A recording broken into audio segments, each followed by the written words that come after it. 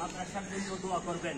এবং আমি অদম প্রতিষ্ঠানে হওয়ার কারণে, হুজুরের পরে স্থান হওয়ার কারণে আমার উপরও এই দায়িত্ব আছে। আমার জন্য দোয়া করবেন। আল্লাহ রাব্বুল আলামিন যেন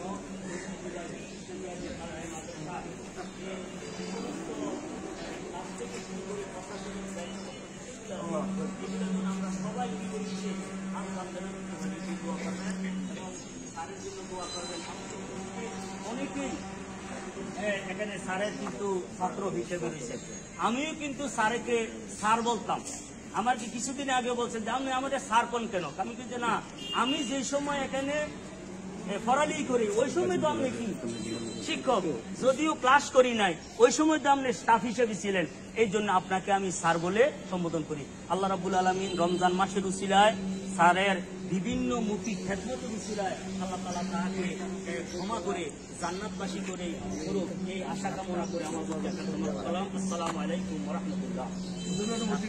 আমাদের আগের আলিয়া মাদ্রাসার আমাদের সম্মানিত অধ্যক্ষ মহোদয়, বর্তমান কালাজি কামিল মাদ্রাসার অধ্যক্ষ নারায়ণগঞ্জ, ঢাকা।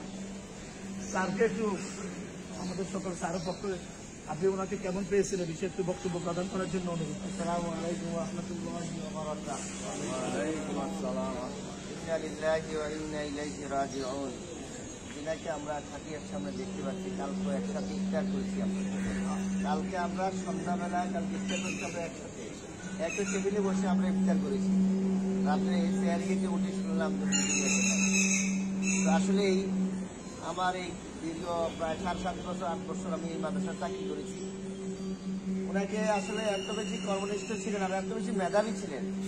উনি যদি আপনাদের শিক্ষক, উনি আমি দেখতাম আমাদের বিজ্ঞান বিভাগের গণিত, উচ্চতর গণিত উনি বসে বসে ভালোভাবে পড়তেন। আমি বললাম যে কৌজুর এগুলো আমার জন্য কঠিন না, এগুলো আমার জন্য সহজ। সেটা দেখে জিজ্ঞাসা করতাম স্যার যেই দিক দিয়ে অঙ্ক লাগাই দেন এই দিক দিয়ে তারা অঙ্ক পারে।